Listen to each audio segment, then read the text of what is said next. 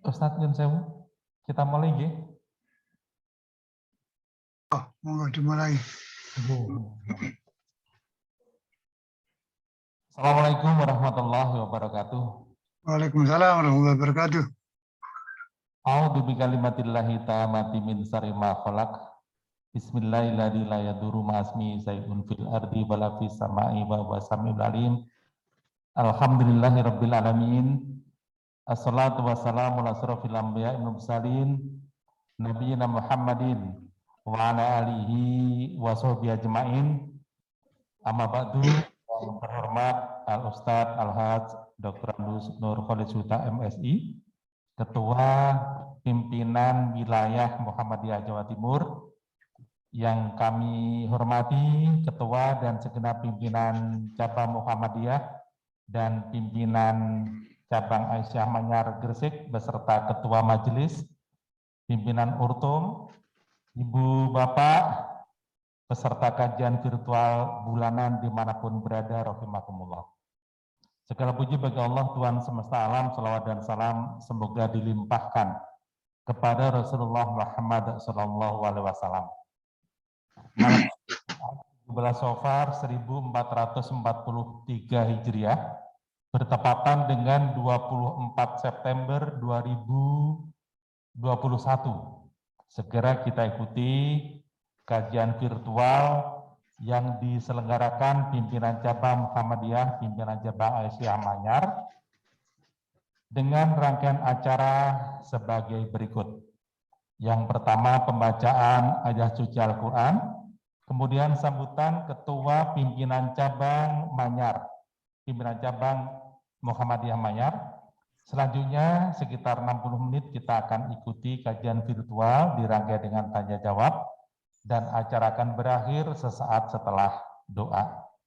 Ibu Bapak hadirin yang kami hormati, kita awali kajian ini dengan bacaan basmalah. Bismillahirrahmanirrahim.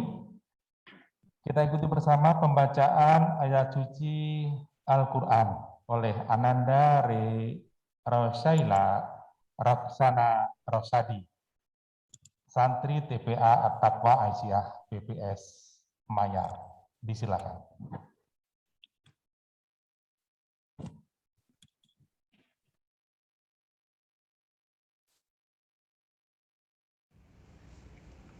Assalamualaikum warahmatullahi wabarakatuh.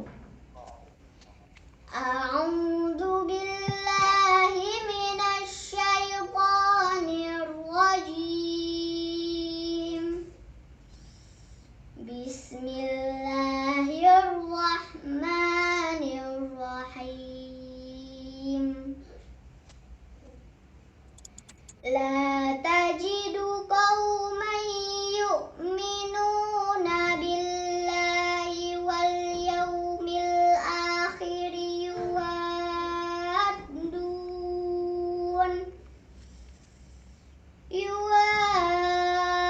yuwadduna man haddallaha wa rasulahu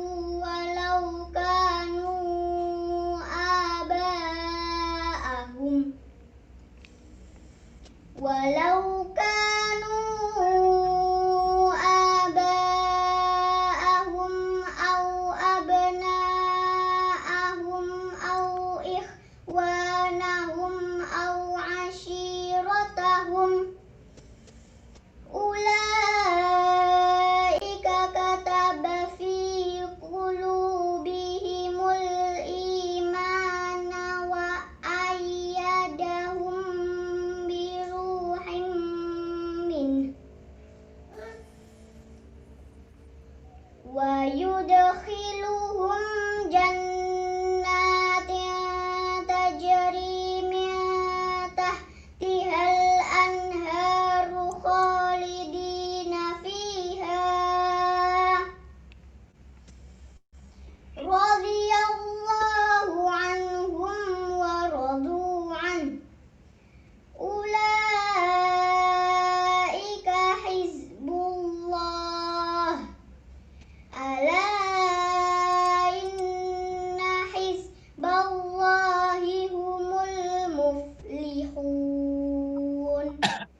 Sadaqallahul azim.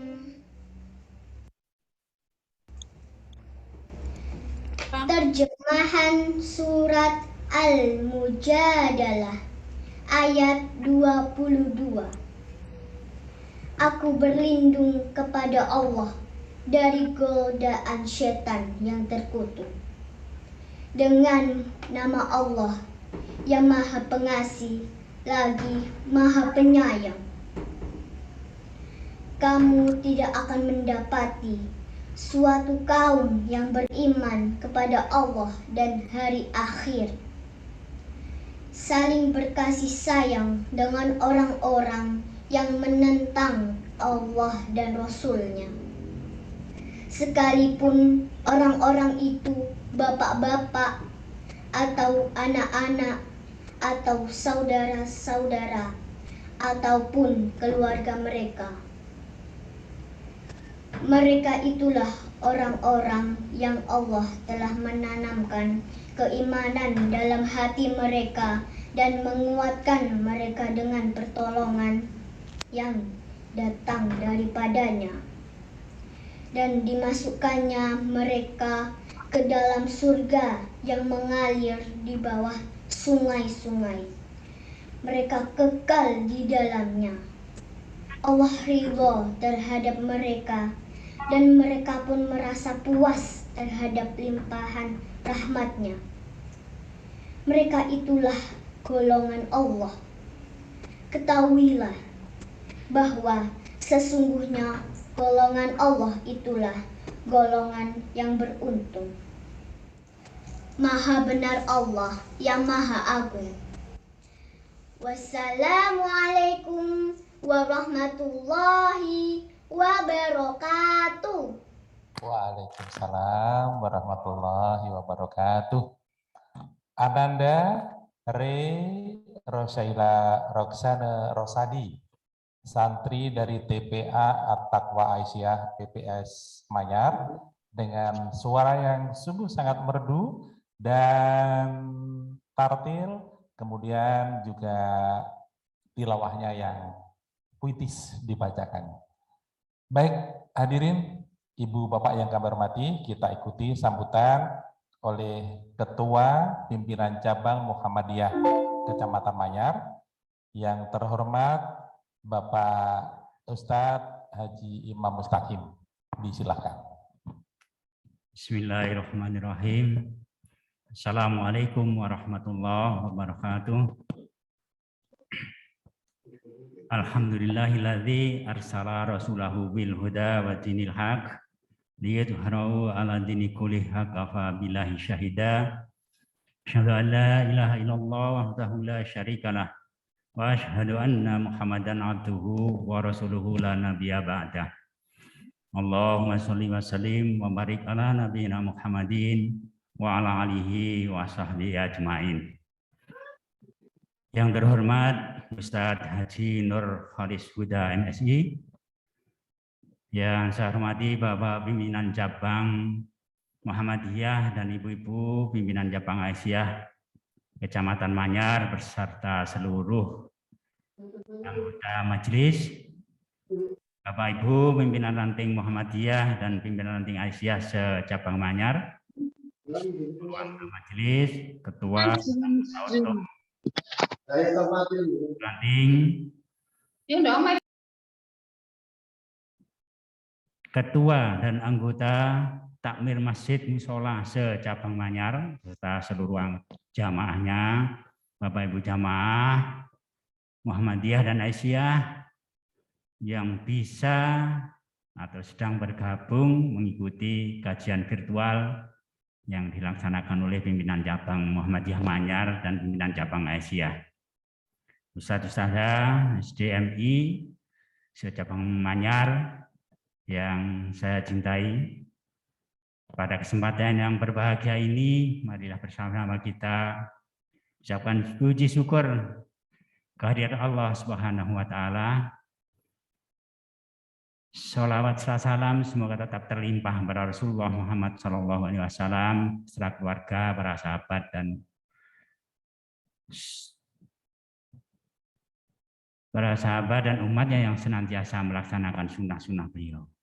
Bapak Ibu yang saya hormati, pimpinan cabang Muhammadiyah Manyar menyampaikan terima kasih yang sebesar-besarnya pertama kepada Ustadz Haji Nur Kholis Huda yang berkenan memenuhi undangan kami untuk bersama-sama memberikan tausiah di kajian virtual pada malam hari ini.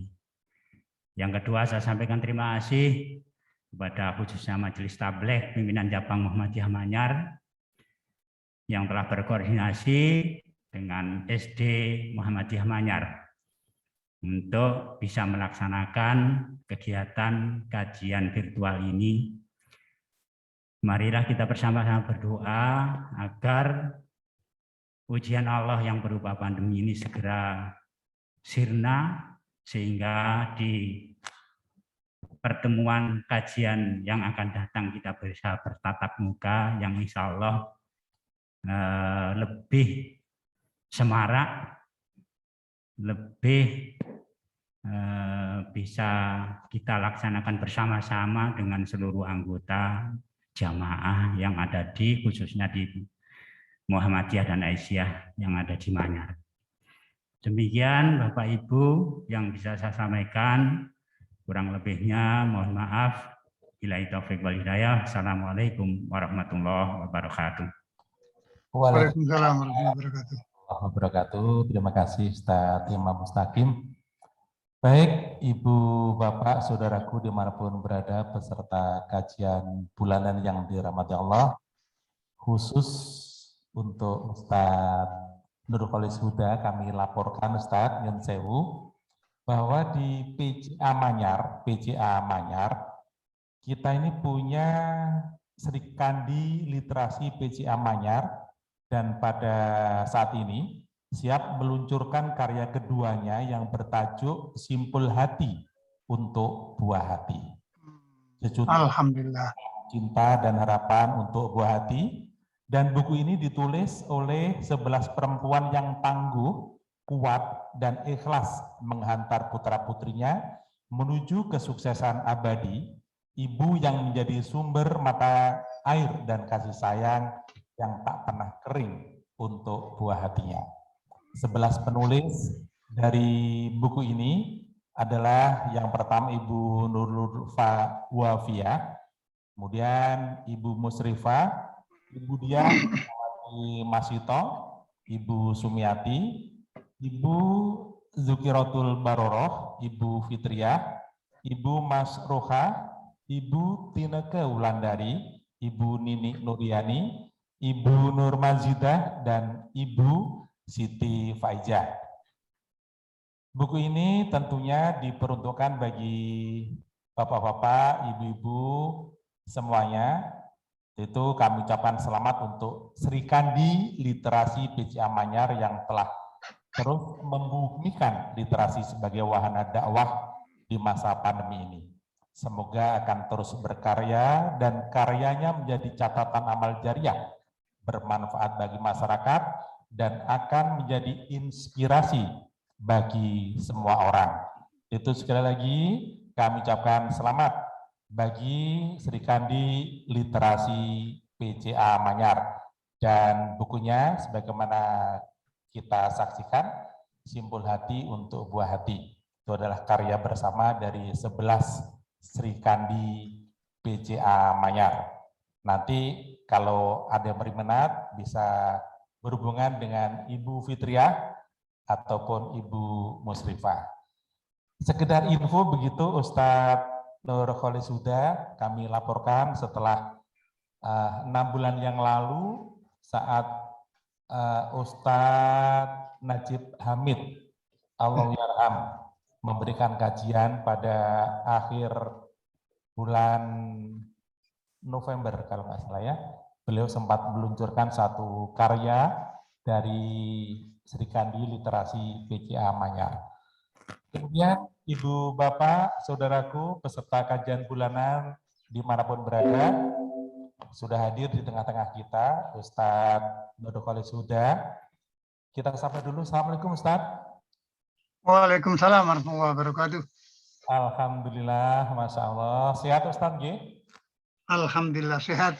Mudah-mudahan semua peserta pengajian virtual juga sehat. Amin, amin, geng, geng, geng. Saudaraku, sebagai info saja untuk mengingat masa lalu, Ustadz Nur Kholis Huda ini adalah asli arek Karangrejo, betul ya Ustadz ya? Iya, betul. Arek Karangrejo, Manyar Desit.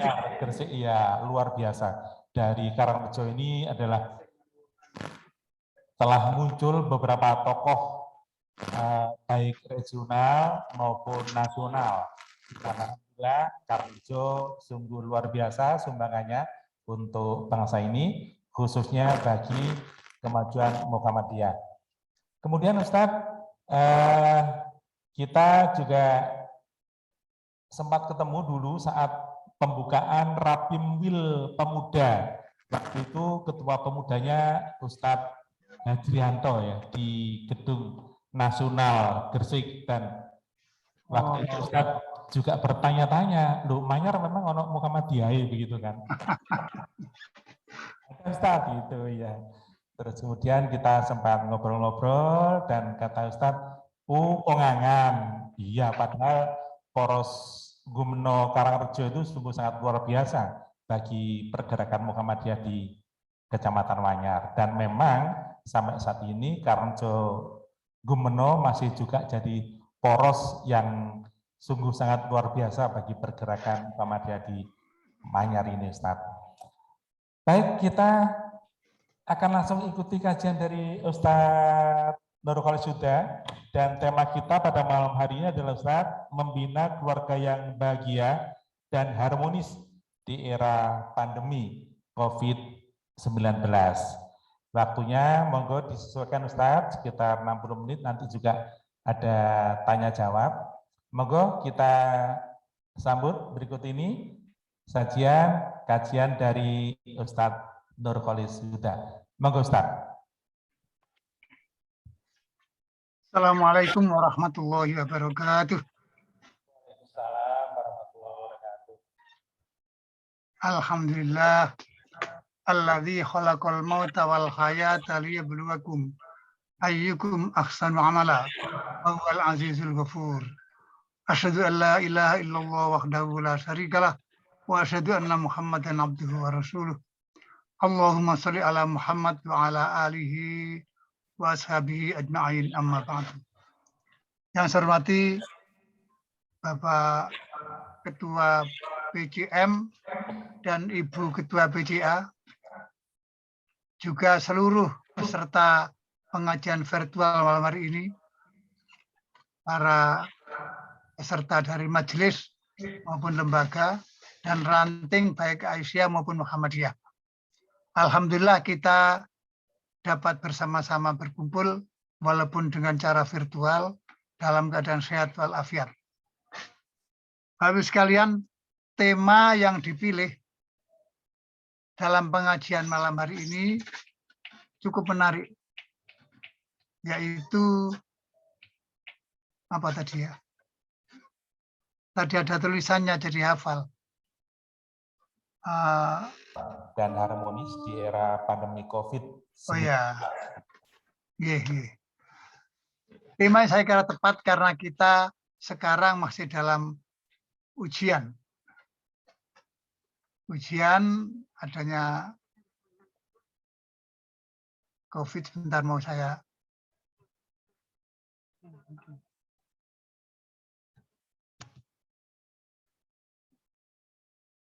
Sebentar mau saya ajukan PowerPoint biar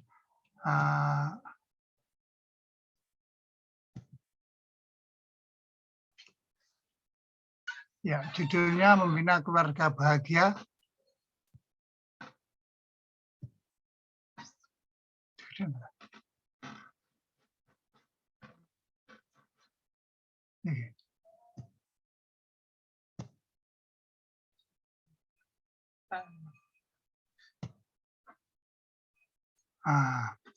Mohon maaf, apa bisa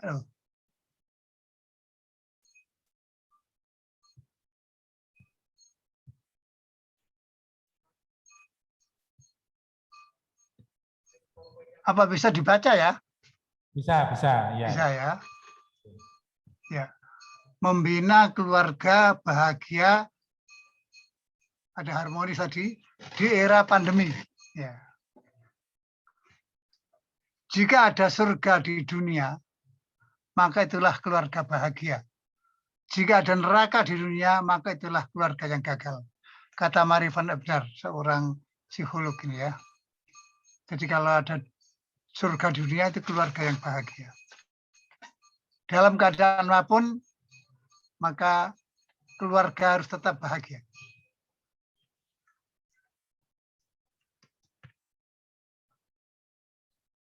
Berikutnya,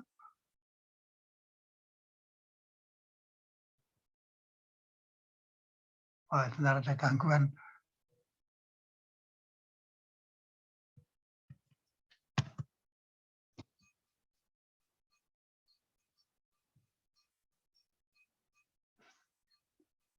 Allah berfirman, ya, hidup ini berjalan dari ujian ke ujian. Allah berfirman, walanabluwannakum bisyai'im minal khawfi wal ju' wa naqsin minal amwali wal thamarat wa basyiril sabirin. Artinya, dan sungguh pasti aku akan selalu mengujimu dengan ketakutan, rasa lapar, berkurangnya harta dan jiwa, dan menyusutnya panen, dan beri kabar gembira bagi orang yang sabar. Bapak sekalian, saya ingin minta perhatian pada kalimat awal ayat ini. Walanabluwannakum. Nah, ada lanabluwannakum.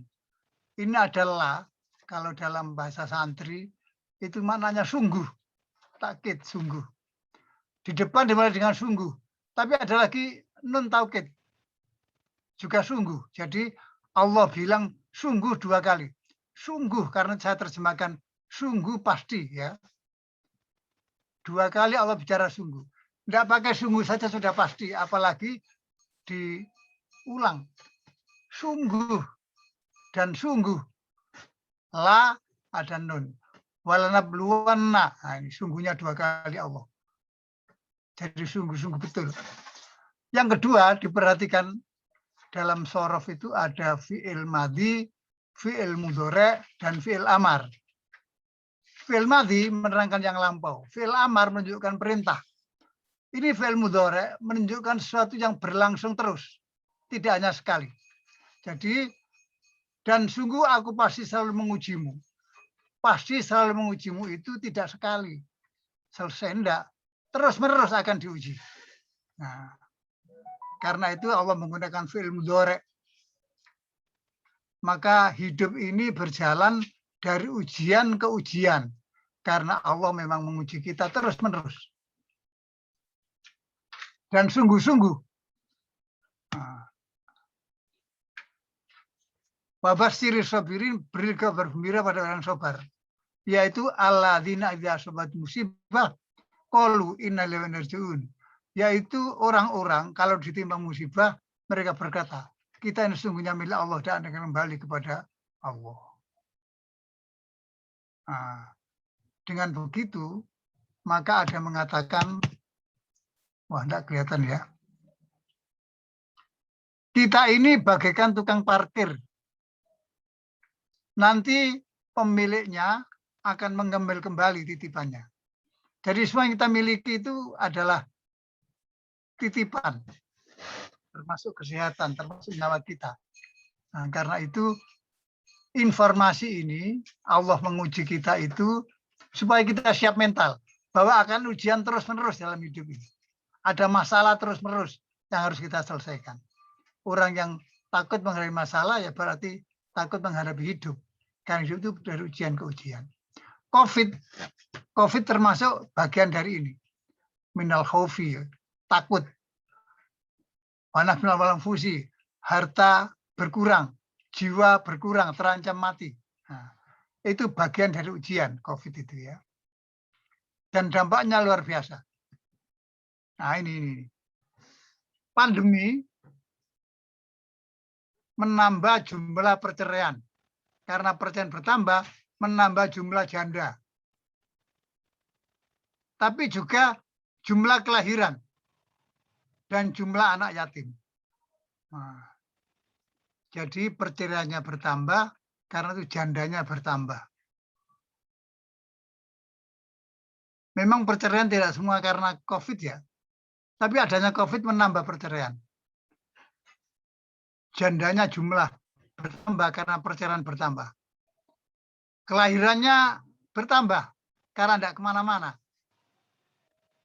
Jumlah anak yatim bertambah karena ada yang meninggal biasa, ada yang meninggal kena COVID.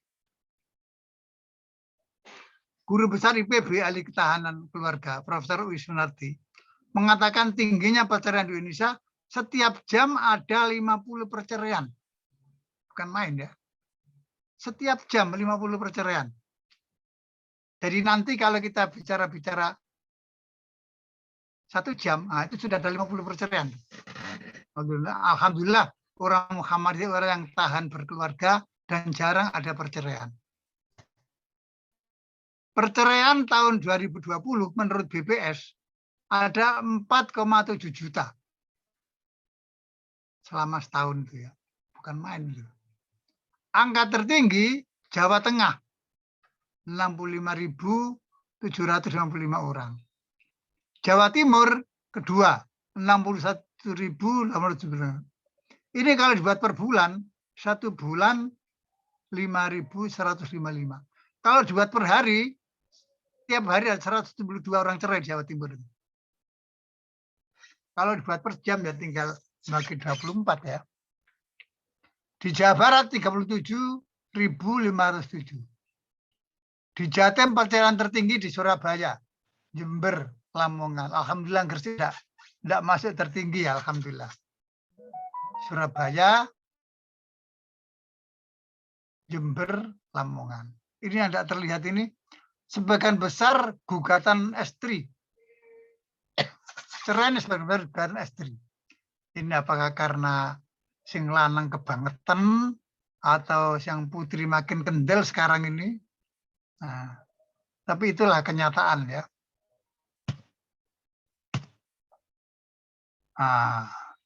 Pemicu perceraian.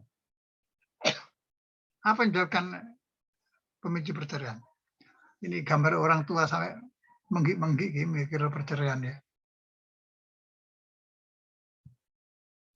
1. Faktor ekonomi. Faktor ekonomi. Terutama waktu COVID-nya banyak faktor ekonomi. Yang lagi nganggur, yang istrinya butuh untuk masak tiap hari biaya. 2. Karena selingkuh. Alhamdulillah di Muhammadiyah relatif sangat bersih dari selingkuh. Di Muhammadiyah itu ada 2 kesalahan yang sulit dimaafkan. Pertama, korupsi uang. Yang kedua, selingkuh. Finish sudah. Ketiga, KDRT. Kekerasan dalam rumah tangga ya. 4, poligami. Cerai karena tidak mau dipoligami. Di Muhammadiyah itu katanya Buya Syafi'i, jangankan poligami. Ngerasani, mikir saja tidak berani. 5, cemburu. 6, gangguan fisik keluarga. 7, cacat biologis. Jadi keluarga kadang-kadang ikut sumber perceraian ya kalau terlalu ikut campur. 8, perbedaan politik. Sejak pilkada langsung itu ada yang cerai karena pilihannya beda. Yang satu milih Bupati A, yang satu milih Bupati B, dan akhirnya terjadi perceraian.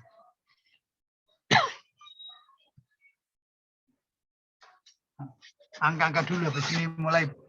Jumlah janda Jawa Timur 2,79 juta katanya Bu Gubernur ini.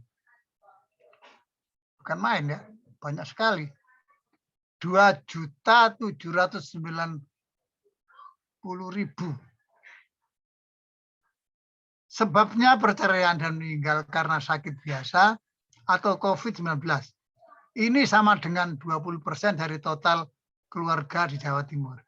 Keluarga Jawa Timur 13.880.000. Jandanya ada 2.079.000, artinya 20%.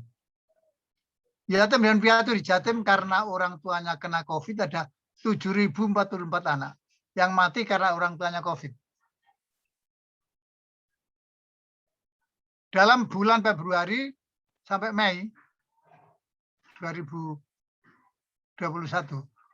jumlah lahir di Indonesia 501.319. Banyak juga yang lahir.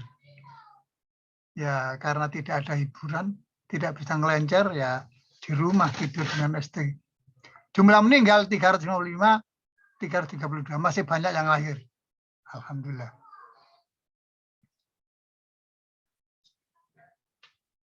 Nah, sekarang mari kita mulai. Suami yang baik. Suami yang baik itu yang apa?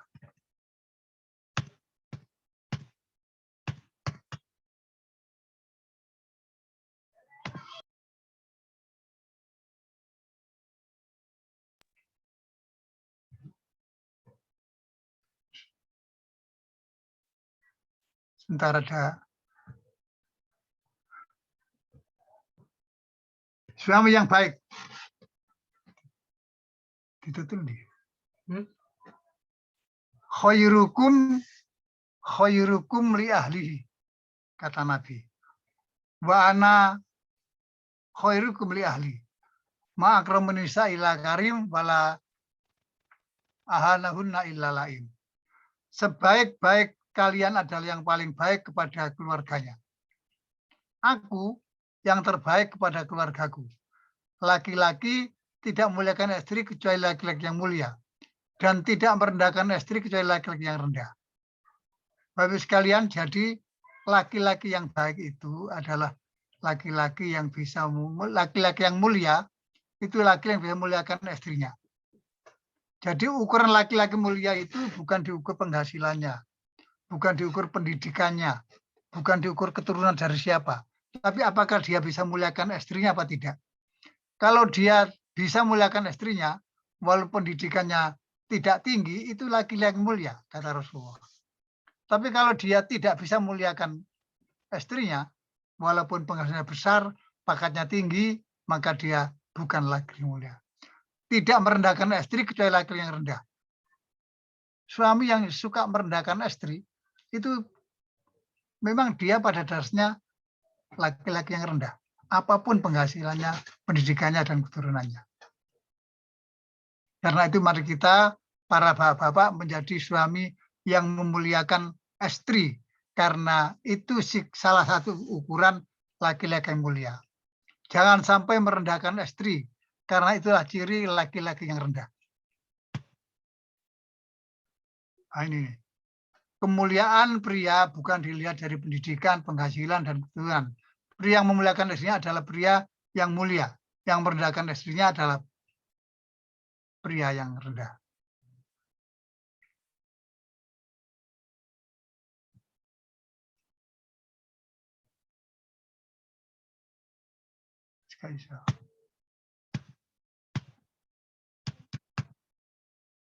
Sekarang istri, ini kan sumber perceraian ya.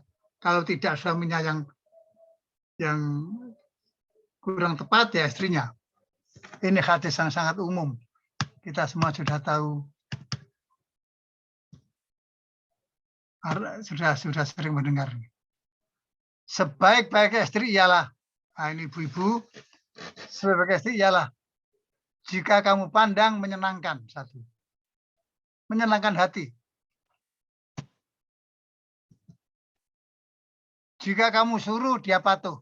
Tentu kalau disuruh yang benar ya.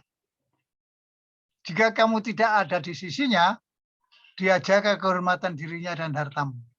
Lalu Nabi membaca ayat Ar-rijalu qawwamuna 'alan nisa.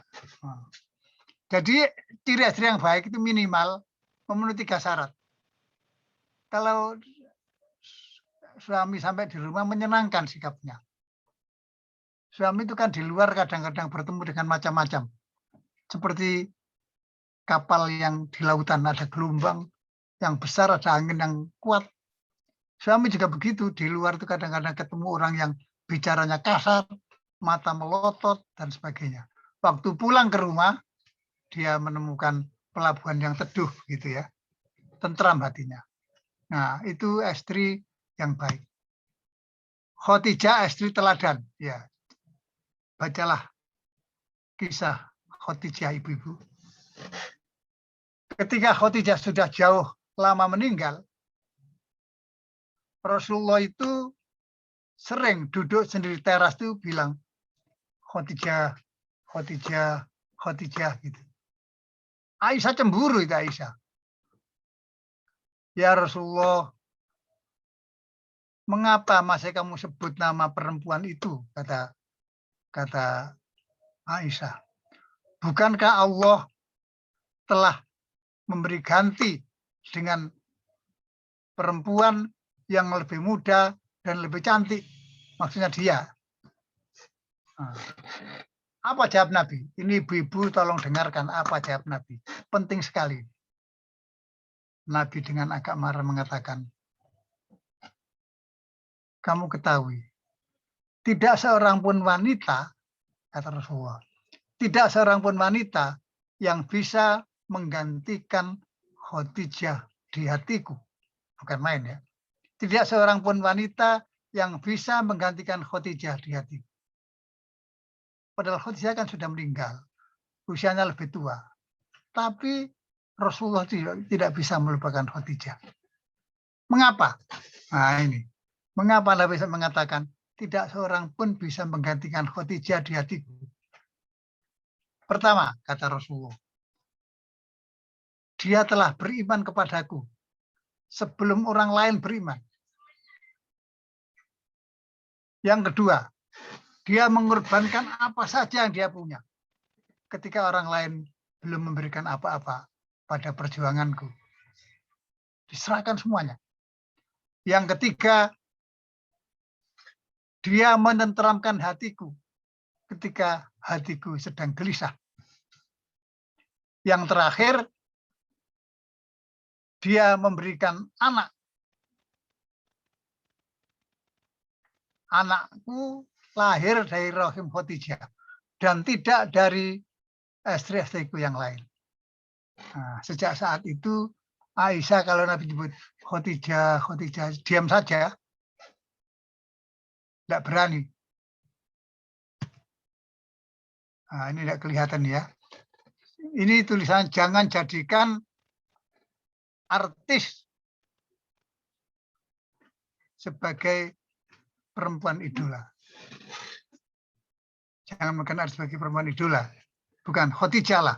Coba baca riwayat Khadijah. Ibu perlu membaca itu ya. Jangan baca WA saja. Ya boleh, tapi baca kisah Khadijah.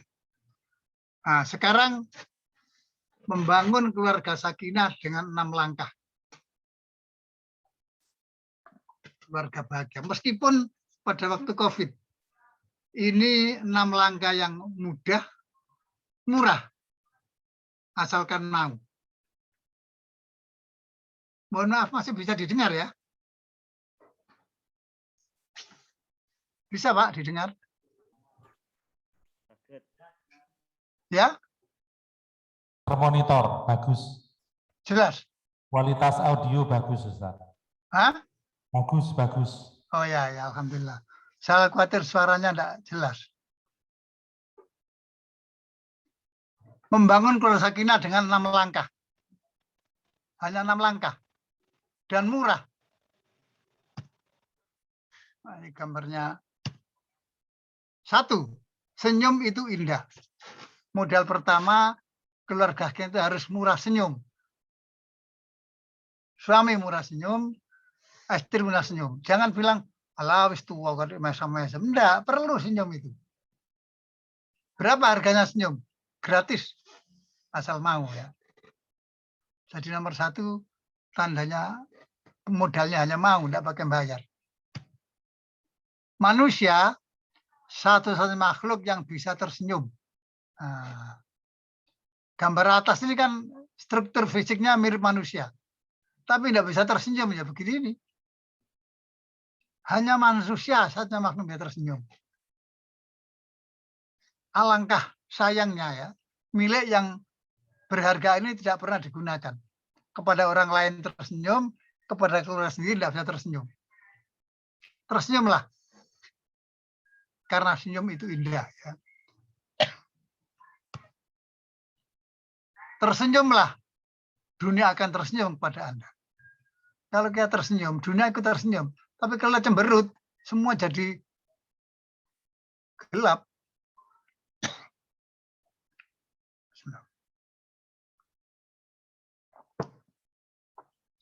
Tersenyumlah, dunia akan tersenyum pada Anda. Murahlah senyum ya. Sampai begitu pun senyum, Nabi mengatakan, tabassamuka liwaji akhika sodako. Senyummu kepada saudaramu, kepada orang itu sedekah. Karena memberikan kebahagiaan. Orang yang tersenyum seperti mengibarkan bendera. Aku tidak punya masalah dengan kamu. Nah, ini sudah sering dengar dan saya sampaikan. Senyumlah dengan senyum 227. Ibu-ibu, senyumlah dengan senyum 227. Apa maksudnya? Dua pertama ini, itu angkatlah bibir sebelah kanan. Bibir sebelah kanan ini. Angkat 2 cm. 2 cm. Sebelah kiri 2 cm. Nah, kiwa tangan diangkat 2 cm ya. 7 itu lamanya. Lamanya 7 detik. Nah, jadi senyum itu ada teorinya. Senyum yang sehat itu. Kiri kanan bibir diangkat 2 cm. Lamanya 7 detik. Jangan senyum hanya 2 detik. Yang diajak senyum itu mesem apa enggak mau ya? Kok sak ceritan. 7 detik lamanya. Ibu-ibu nanti coba dicoba. Senyumlah di depan kaca. Berapa lama? 7 detik apa 5 detik apa 3 detik? Minimal 7 detik.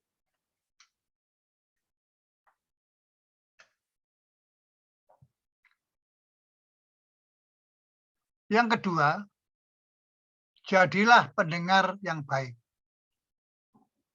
Menurut Dr. Aisyah Dahlan,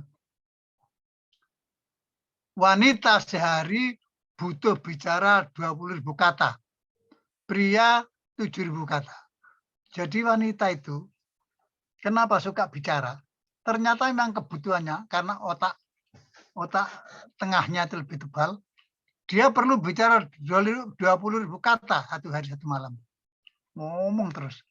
Ingin mengeluarkan 20.000 kata. Pria cukup 7.000 kata. Karena diperhatikan. Kita perhatikan kalau ibu-ibu mertamu ya. Mertamu itu ibu-ibu ngomong dengan tuan rumah. Wis 2 jam. Sampun Bu, kula nyuwun pamit. Ngadeg. Apa ngadeg terus melaku? Enggak. Ngadeg ngomong lagi. Wong suwi. Pamit jalan. Sampai di pintu sambil ngaca. Ngomong lagi. Itu bagian dari menghabiskan kebutuhan 20.000 kata itu. Jadi ibu-ibu itu kalau jadi menteri penerangan pidato itu mungkin enak ya. Prianya 7.000 pria, sepertiganya. Ada banyak ciri lain dia. Nah, karena itu kalau 20.000 ini kalimatnya bagus-bagus, ya baguslah berpahala. Kalau enggak, ya sebaliknya. Jadilah pendengar yang baik. Jangan jadi pembicara yang baik saja ya. Anak-anak sampai ditanya, oh ini baik ibu pidato, tinggal aja.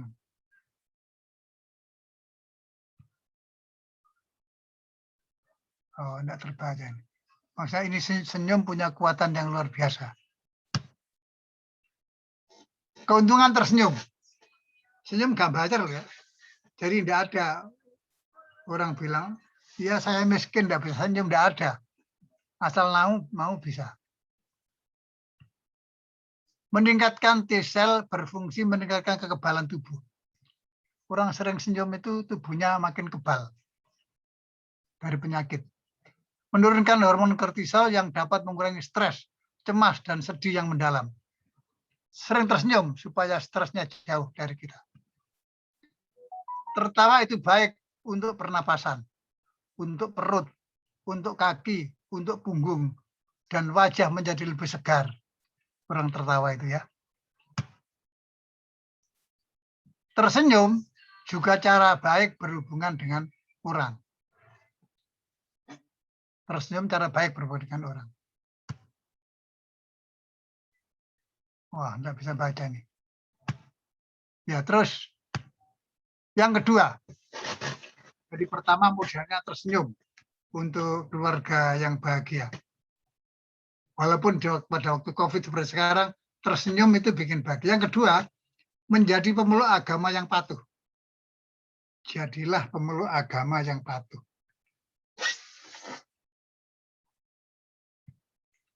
Hidup ini sering jatuh dan bangun. Berjalan tidak seperti yang kita inginkan. Maka perlu sandaran hidup yang kuat. Berjalan tidak seperti yang kita inginkan. Betul. Inginnya begini, yang jadi sebaliknya. Kadang yang kita takutkan yang terjadi itu ya. Karena itu perlu sandaran yang kuat. 1. Pembelajaran batu. Tekun baca Al-Quran. Bapak-bapak, ibu-ibu Muhammadiyah, tiap hari harus baca Quran. Saya pernah cerita, dulu almarhum Pak Rosidi, Profesor Rosidi itu diundang pengajian oleh remaja masjid. Sebelum pengajian, Pak Rosidi tanya, anak-anak, saya berterima kasih kalian mengadakan pengajian. Tapi saya ingin bertanya pada kalian, jawablah dengan jujur, karena tidak ada sanksi. Apa pertanyaannya? Coba, siapa yang tiap hari baca Quran? Ini remaja masjid ya, bukan Karang Taruna. Siapa tiap hari baca Quran? Ngacung. Nah, berapa yang ngacung? Tidak seorang pun ngacung. Remaja masjid itu ya. Siapa yang tiap hari baca Quran? Tidak seorang pun yang ngacung. 2 hari sekali. Tidak ada yang ngacung. 3 hari sekali. Tidak ada yang ngacung. Seminggu sekali ya, baru ada 1-2. Ya, apa karena baca Quran sendiri, apa ikut yasinan, tidak tahu ya. Nah, ini kalau saya tanyakan kepada peserta pengajian virtual, siapa dari Bapak Ibu yang tiap hari ngaji? Mungkin banyak yang ngacung. Kecuali 1-2, yang tidak 3-4. Nah, bacalah Quran, bacalah.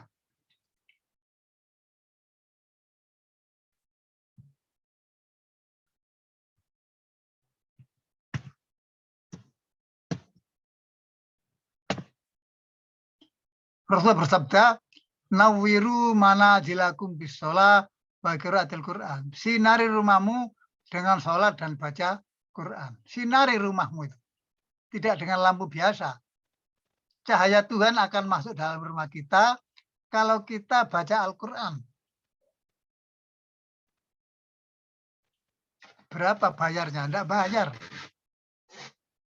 Ada seorang ibu aktif pengajian, ditanya oleh Ustaz, Ibu punya Quran? Punya Pak. Di mana? Di musola rumah itu. Diletakkan di mana? Di lemari dengan ruko. Berapa kali diambil? Pokoknya saya ada waktu Pak, saya sempatkan baca. Nah, ya berapa lama? Ketawa itu ya. Bacalah Quran. Bapak Ibu tidak perlu baca banyak ya, kalau tidak bisa.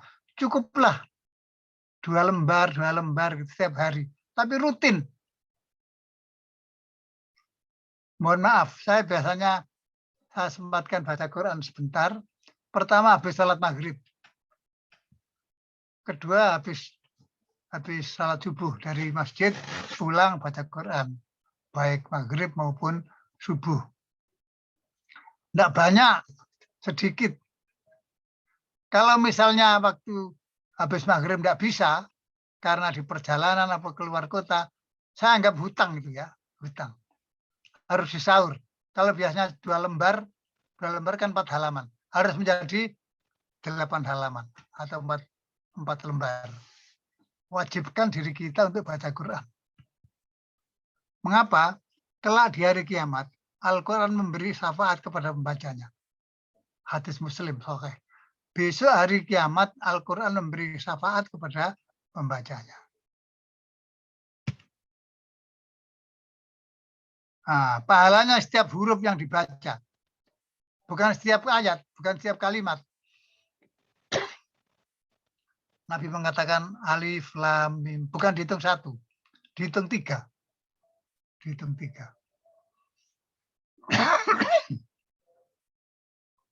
Bacalah Al-Quran. Mari rumah kita sinari dengan Al-Quran supaya tidak gelap.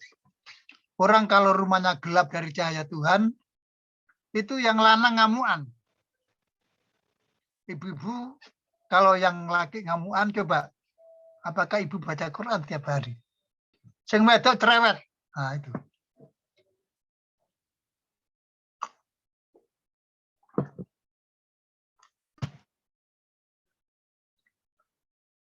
Yang kedua,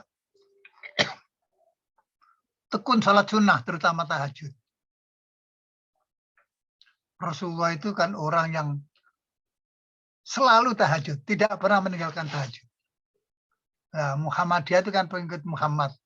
Ada orang Muhammad yang tidak pernah tahajud kan ya, gimana? Katanya pengikut Muhammad tahajud terus, kita tidak pernah tahajud. Tahajud itu satunya sholat sunnah yang diperintahkan Al-Quran. Juga memiliki beberapa kelebihan. Jadi sholat sunnah yang disebut Al-Quran hanya tahajud. Wa minal laili fatahajjad bihi nafilatan lak.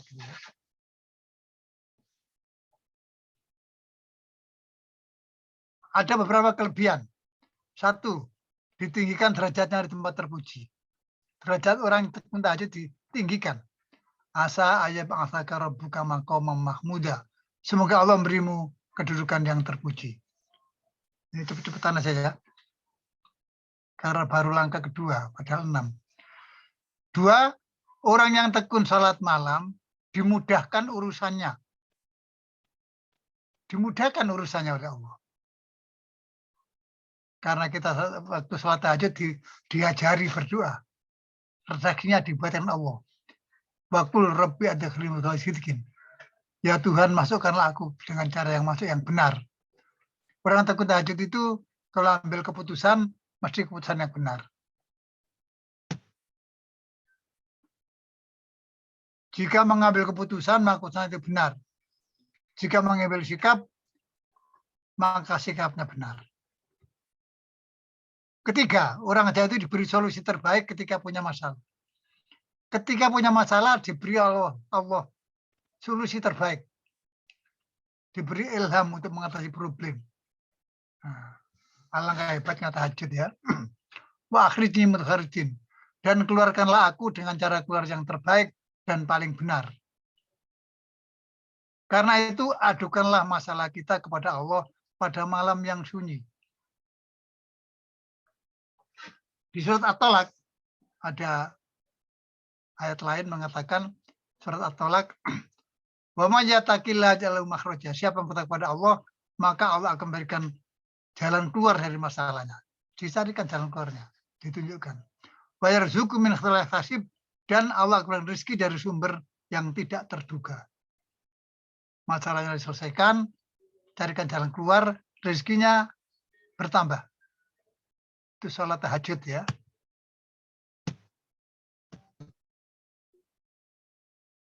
Yang ketiga, dari 1 tersenyum, kedua menjadi pemeluk agama yang patuh. Ketiga, harus menyadari hidup memerlukan uang, tetapi Allah berfirman al-malu atau dunia. Harta dan anak-anak adalah sumber keindahan hidup di dunia. Al-Kafi. Ya, karena kita butuh. I'lamu annama amwalukum wa auladukum fitnah. Wallahu indahu ajrun adzim. Ketahuilah bahwa hartamu dan anakmu itu cobaan. Dan sesungguhnya di sisi Allah ada pahala yang besar. Hidup itu butuh uang. Karena uang dan anak itu perhiasan kebutuhan hidup di dunia. Tapi ingat bahwa harta dan anak itu ujian buat kita. 70% kecemasan disebabkan soal uang. Jadi orang-orang cemas itu 70% sebabnya uang. Kenapa kamu cemas uang? Jadi uang itu sumber kecemasan kalau tidak punya. Ya. Tanpa uang ibarat mobil tanpa bahan bakar. Tidak ada bensinnya. Ya mogok.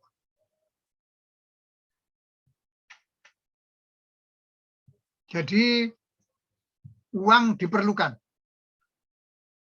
Jadi kalau anak-anak muda bilang, yang penting cinta, iya. Kalau hanya cinta, umurnya seminggu. Paling lama sebulan. Habis itu kenyataannya tidak begitu. Tanpa uang ibarat mobil tanpa bahan bakar. Banyak yang tidak bisa dikerjakan. Ibarat mobil mogok harus showroom. Jangan hobi hutang, apalagi pada rentenir. Ibu-ibu jangan hobi hutang. Kadang-kadang beli barang, itu ibu mesti nyicil ping piro? 10 kali. Nah, enggak barang aja, utang juga 10 kali barang uang. Nanti kalau sudah sampai 9, utang lagi. Jadi hobi. Jangan hobi hutang. Apalagi pada rentenir ya. Pada rentenir. Rasulullah mengajarkan doa kepada kita. Wa'udzubika min ghablatidain. Ya Allah, lindungilah aku dari kebebet utang. Kebebet itu apa? Ya, terikat dengan hutang ya. Rasulullah berlindung dari Allah supaya hidupnya tidak terjerat oleh hutang. Kecuali pengusaha ya. Pengusaha hutang kan bukan karena untuk kebutuhan pokok. Untuk mengembangkan usaha. Berikutnya, nah ini gambar dolar. Gambar dolar. Tapi hutang bukan segala, uang bukan segala. Banyak yang tidak bisa dibeli. Hidup ini tidak cukup dengan uang ya. Walaupun uang perlu, tapi tidak cukup karena banyak tidak bisa dibeli. Orang dapat membeli tempat tidur mewah, ya. Tapi tidak bisa membeli tidur yang nyenyak. Tempat tidur mewah bisa dibeli, tapi tidak bisa membeli tidur yang nyenyak. Tidak ada toko menjual tidur. Yang ada menjual tempat tidur. Jadi tidak bisa dibeli tidurnya itu. Orang dapat membeli obat yang mahal. Bisa. Tetapi tidak bisa membeli badan yang sehat. Obatnya bisa dibeli. Ongkos dokternya bisa dibayar. Rumah sakitnya bisa. Tetapi badan yang sehat tidak bisa dibeli. Kalau kebanyakan Pak Iza Maritu Fawayaspin. Kata Nabi Ibrahim, kalau aku sakit, Allah lah yang menyembuhkan. Bukan dokter. Dokter sendiri juga sering sakit. Yang ketiga, orang dapat membeli rumah yang megah, tapi tidak bisa membeli rumah tangga bahagia. Rumah yang megah bisa dibeli, rumah tangga bahagia tidak bisa. Coba berapa artis-artis yang kaya, rumahnya besar, cerai. Ternyata banyak hal tidak bisa dibeli dengan uang. Harta bukan segala-galanya. Tapi tulisannya ini ada. Tapi tanpa harta susah segala-galanya. Memang harta bukan segala-galanya. Tapi tanpa harta susah segala-galanya. Nah, ini gambar ya.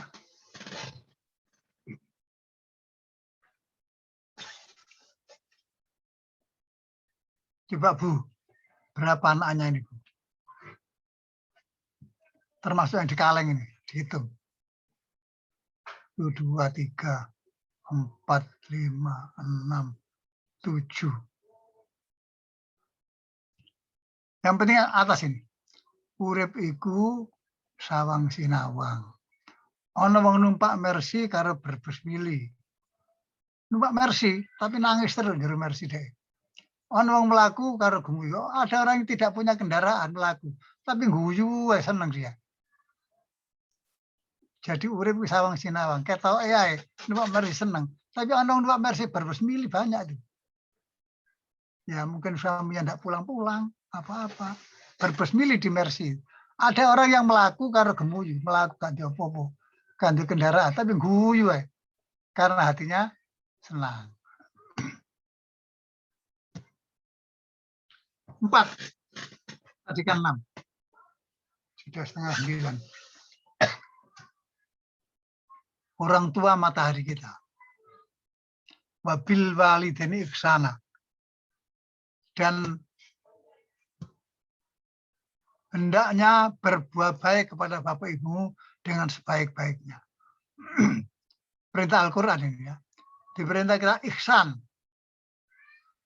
Apa ihsan itu? Ya terjemahnya memang dengan sebaik-baiknya. Tapi ihsan itu mengandung arti memberi kenikmatan, memberi kesenangan pada orang tua. Bukan membebani ya. Dan sekarang anak banyak membebani orang tua. 2, memberi kebaikan lebih banyak daripada yang kita terima. Itu namanya ihsan kepada orang tua. Yang ketiga, ihsan lebih tinggi daripada adil. Adil mengembalikan hak kita atau melakukan yang setimpal dengan yang kita terima. Ihsan memberi lebih banyak dari yang kita terima. Mengambil sedikit dari hak kita, itu namanya ihsan. Memberi lebih banyak dari yang kita terima, itu ihsan. Itulah kepada orang tua, kata Al-Quran.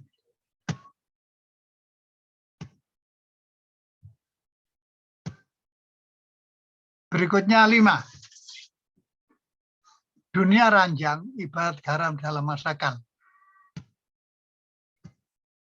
Ya, dalam Al-Quran hubungan sama istri itu kebutuhan manusia ya, karena itu diberi jalan yang terbaik. Hunna libasul lakum wa antum salam. Kalian perempuan adalah pakaian bagi laki-laki dan kalian laki-laki adalah pakaian bagi perempuan. Artinya apa? Wanita itu harus menjaga, menutupi kekurangan laki-laki. Pakaian menghangatkan hidup. Jadi pasangan itu harus saling menghangatkan hidupnya. Tidak saling mencela. Dunia ranjang ibarat garam dalam masakan. Kalau masakan tidak ada garam ya hambar ya.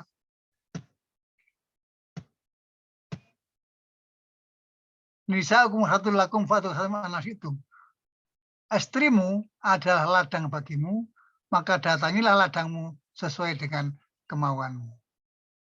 Jadi dunia ranjang ibarat garam dalam masakan, menambah gurih gitu ya. Penyedap kehidupan agar tidak hambar, tapi bukan segala-galanya. Bukan segala-galanya. Banyak orang dapat hidup bahagia tanpa garam. Ya. Karena macam-macam sebab ya. Garam bukan nomor 1, hanya pelengkap.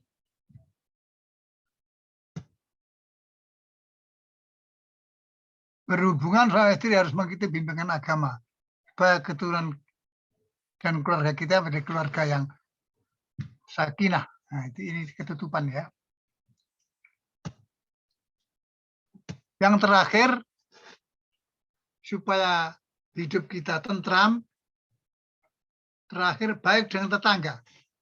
Nah, tetangga itu bukan sanak, bukan apa-apa, tapi orang penting dalam hidup kita. Baiklah dengan tetangga. Tetangga tidak hanya dikenal, tapi dimuliakan. Sekarang banyak orang nggak kenal tetangga. Oh, itu tonggo aku tahu. Islam mengajarkan tidak hanya dikenal, dimuliakan. Mangkana bil akhir fal yukrim jaro, muliakanlah tetanggamu.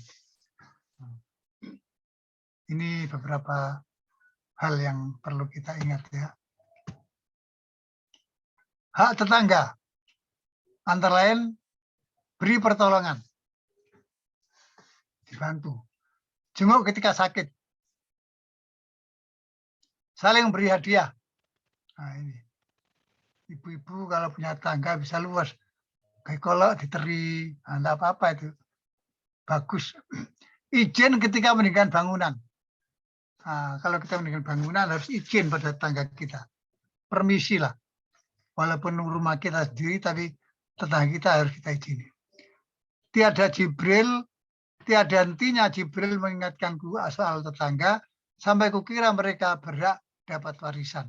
Saking seringnya Nabi Muhammad diingatkan, jaroka, tetanggamu. Nah.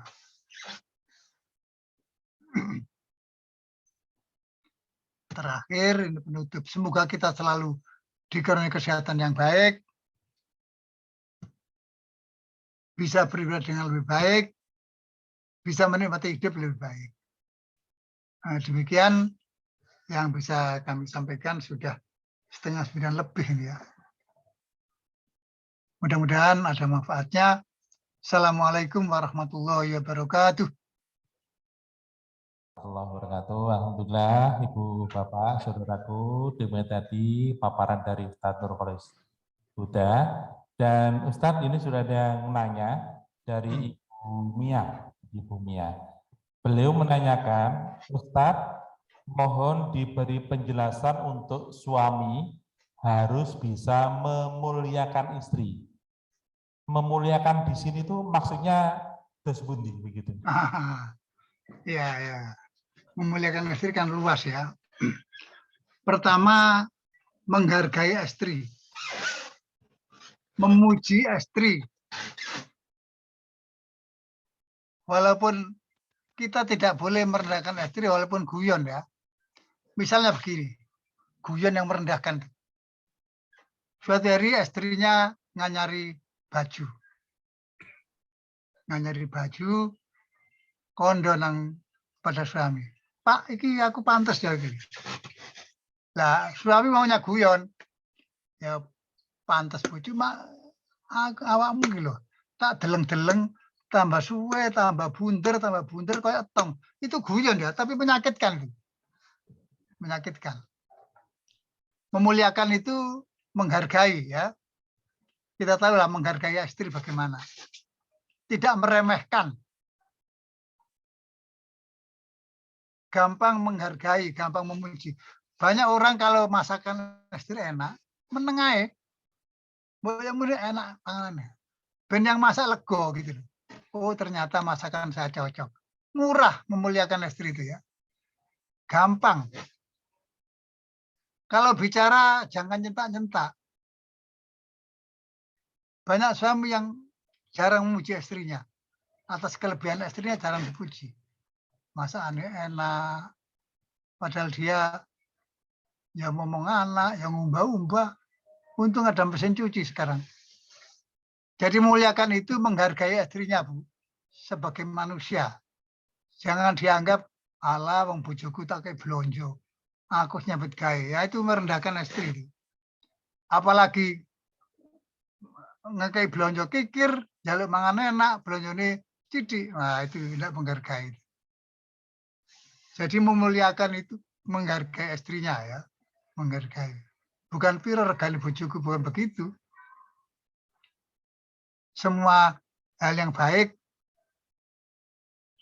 dipuji. Senyum.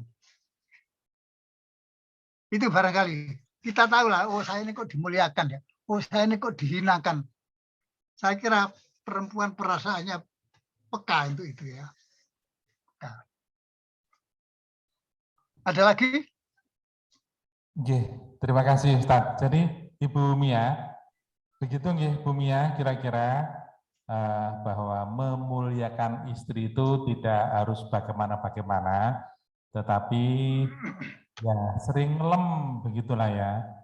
Cuman memang Ustadz nyun sewu, mohon maaf, kadang-kadang istri itu kalau sedikit banyak, kalau banyak sedikit Ustadz nyun sewu. Hah? Bagaimana kan Pak? Kalau banyak sedikit ya sedikit banyak gimana?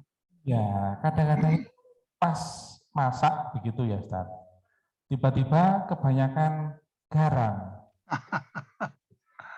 Padahal Astrid tadi waktu masak poso Iya. Senin Kemis. Banyak Ada ngicipi. katanya, Bu, Iqmal pakaian Uya tak Bu? Belum pakai titik, begitu katanya. Nah, tapi bikin teh, kemudian lo kok gak manis begitu. Lo kemang gulun mek titik tak Bu? Gulun teh. Belum tak kayak akeh begitu. Ya, begini. Kalau ingin rukun harus menahan diri, sama-sama menahan diri.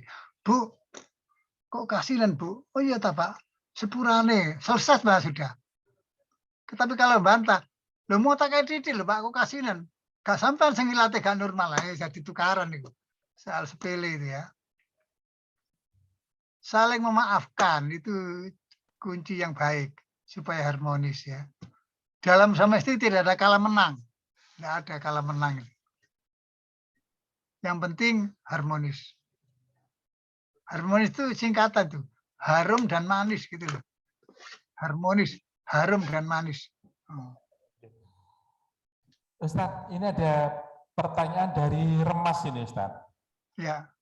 Ini pertanyaannya, Ustadz Nurkoli sudah ada banyak yang mengatakan bahwa jodoh adalah cermin dari diri sendiri. Saya sering menemui di masyarakat ada yang istrinya solihah, suaminya tidak soleh. Dan begitu sebaliknya. Padahal dalam Al-Quran surat An-Nur ayat 26, laki-laki baik dengan wanita baik. Wanita yang keji untuk laki-laki yang keji. Apa yang menyebabkan fenomena ini? Begitu Ustaz, ya jauh.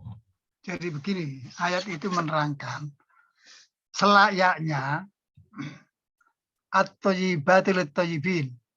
Selayaknya istri-istri yang baik itu menjadi punya suami yang baik.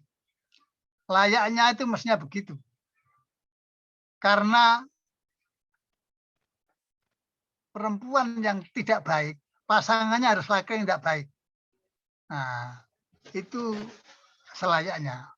Tapi dalam kenyataan kadang-kadang ada yang istrinya tekun ibadah, yang laki enggak. Nah, tugas kita adalah menyampaikan, mengingatkan, mengajak.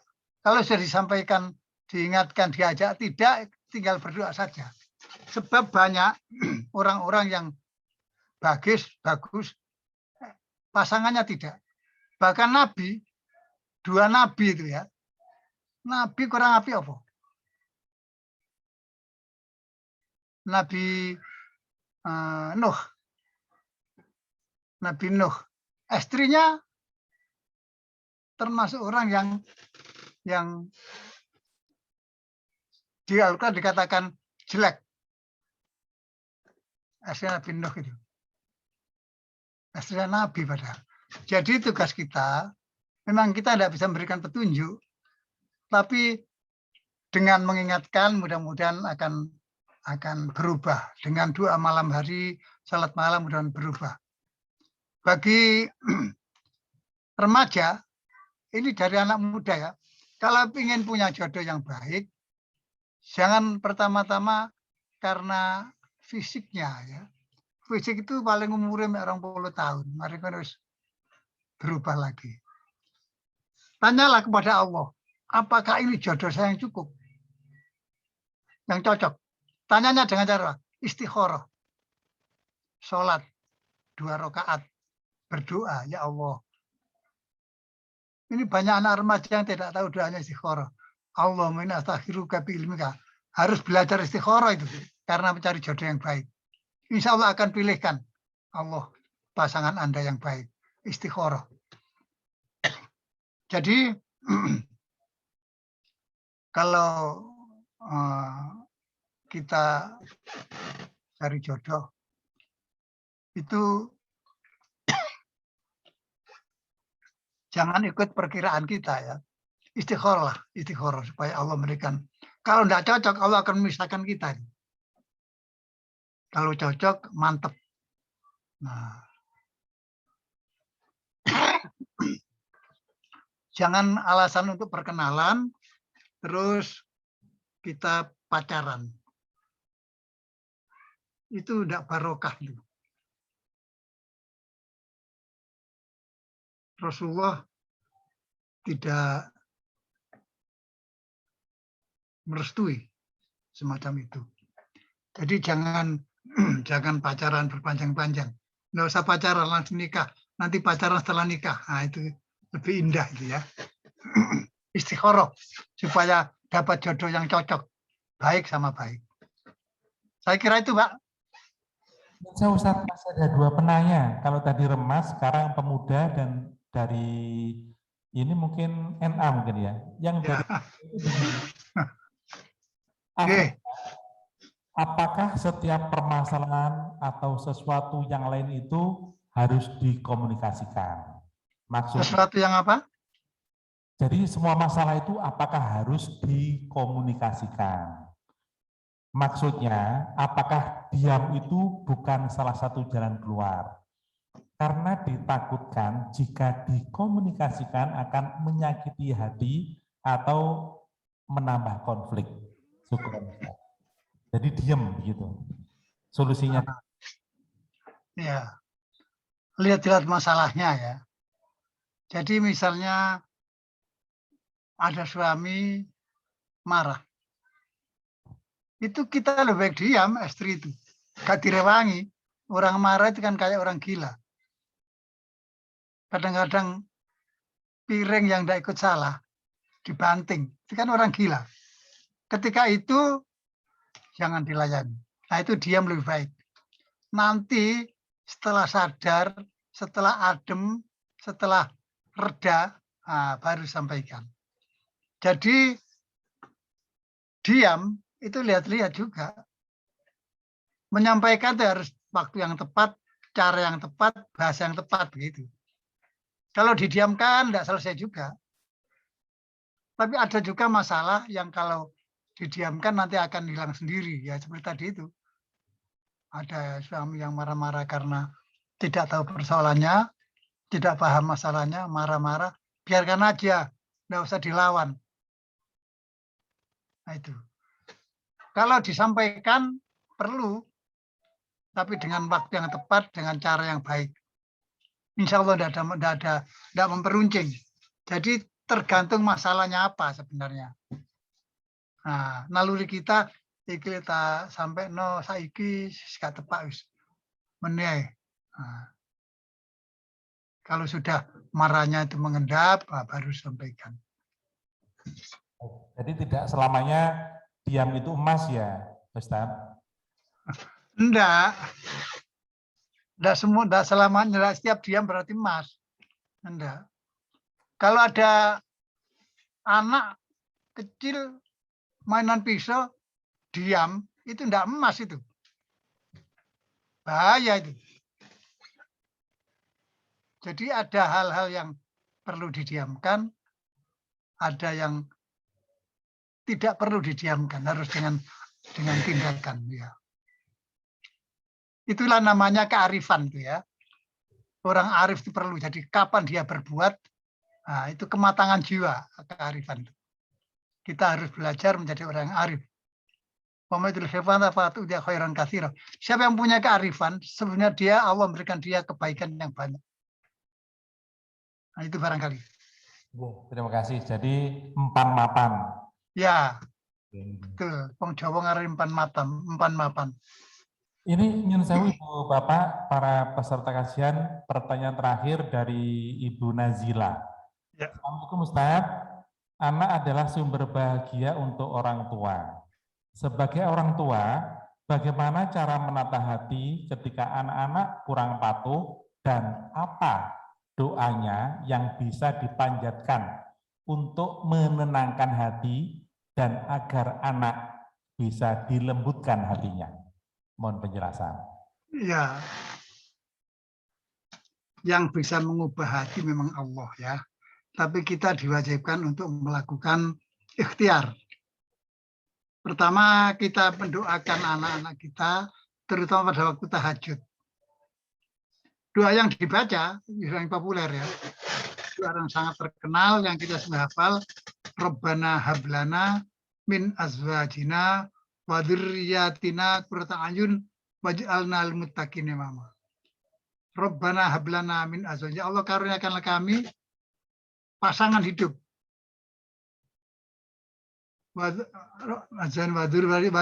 Dan keturunan kami, qurrata a'yun, yang menenteramkan hati. Nah, kita doakan anak kita itu ngelegakan hati, gitu. Tidak memanas-manasi hati. Kita doakan.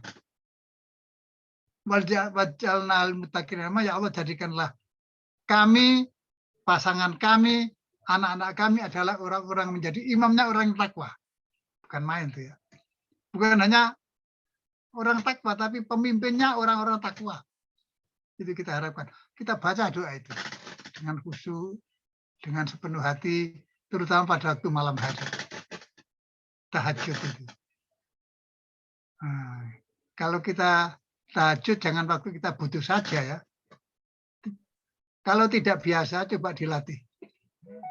Dilatih, mungkin tidak bisa 11 rakaat. Witir saja. 3 rakaat, tidak apa-apa. Besok tambah lagi 2 rakaat. Tambah lagi 2 rakaat. Gitu. Tahajud itu luar biasa. Tahajud. Saya kira itu ya, Pak ya. Jadi doanya Rabbana hablan azwajina tadi itu. Mohonkan kepada Allah supaya anak-anak kita, anak-anak yang berada di depan bagi orang-orang yang takwa. Menjadi pemimpinnya orang yang takwa. Nah, kalau pemimpin orang takwa, dia sendiri pasti akan takwa. Barangkali itu sudah malam juga ya. Ya.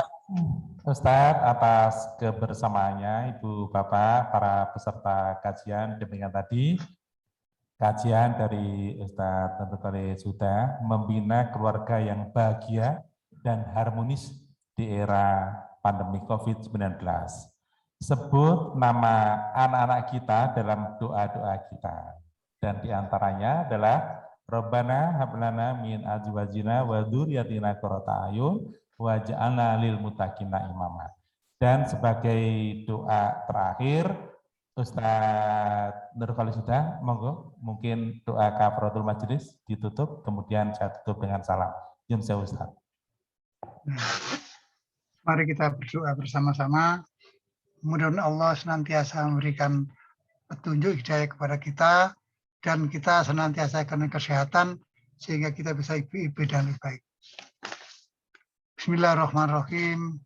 Alhamdulillahirrahmanirrahim. Wassalatu wassalamu ala asyrafil mursalin. Muhammadin Nabiyyi Rabbil Mursalin.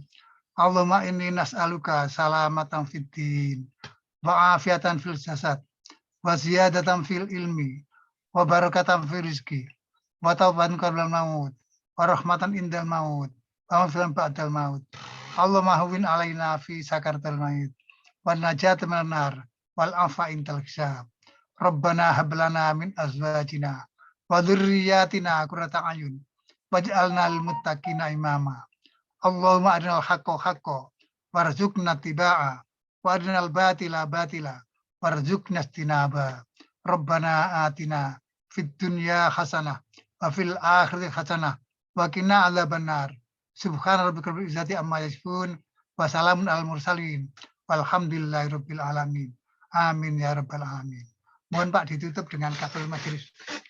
Demikian Ibu Bapak para peserta kajian kita secara virtual malam ini. Kami atas nama pimpinan cabang Muhammadiyah, pimpinan cabang Aisyah Kecamatan Manyar mengucapkan terima kasih kepada pimpinan wilayah Muhammadiyah Jawa Timur, SDMM Gresik, TPA At-Taqwa Aisyah Perumahan Pondok Permata Suci, dan panjenengan semua yang telah bergabung dalam kajian pada malam hari ini. Dan kita akhiri dengan doa kafaratul majelis. Subhanakallahumma wa bihamdika asyhadu an la ilaha illa anta astaghfiruka wa atubu ilaik. Nasrun minallah wa fathun qarib. Alhamdulillahirabbil alamin. Billahi taufiq wal hidayah. Assalamualaikum warahmatullahi wabarakatuh. Waalaikumsalam warahmatullahi wabarakatuh. Matur nuwun Ustaz. Ya. Ini di Bapak di mana? Di kantor PCM? Ini di SDMM Ustaz. Hah? SD Muhammad Aula, SD Muhammadiyah Manyar. Oh, SD Muhammadiyah Manyar. Kantornya PCM di situ? Betul. Ah. Di sini, betul. Iya. Kalau memang PCM harus punya kantor memang. Iya, betul. Ini sudah diberikan satu ruang oleh SD untuk PCA, PCM di sini. Oh, alhamdulillah. Nggih. Moga pinara nggih katuran kalau pas sowan ke Karangrejo nggih. Nggih. Ustaz, yang saya materinya sudah dikirim ke Ustaz Waki ya? Ya. Nggih. Pak Kuncoro dari Batam kalau nggak salah ya, atau dari Kepri, Pulau Riau tadi. Ya, kenapa Pak? Minta ini materinya, PowerPoint-nya. Oh, alamatnya nanti ya. Nanti dikirim ke Pak Wakia saja ya. Ya? Pak Wakia yang ngontak jenengan. Oh ya, insya Allah. Iya. Ya, insya Allah. Nggih. Nggih. Beliaunya datang dari Kepri itu. Ada di sini ada tadi Pak Kuncoro. Pak Kuncoro hadir Pak Kuncoro? Mana Pak Kuncoro? Hadir di Gresik. Oh, bukan. Beliau ada di Kepri. Pangkalan Bun. Iya, Pangkalan Bun. Oh. Palembang. Ya, orang Gresik yang di sana. Nah, ini kurang tahu ini. Nggih. Nanti saya kirimkan ke itu ya. Pak Ke Wakil. Pak. Ya. Nggih. Iya, tadi ada Pak Kuncoro dari Pangkalan Bun begitu nggih. Nggih. Begitu ya? Matur nuwun Ustaz, monggo. Saya Alif ya. Keluarga Ustaz. Oke. Saya Alif. Nggih, monggo. Matur nuwun. Nggih, sami-sami.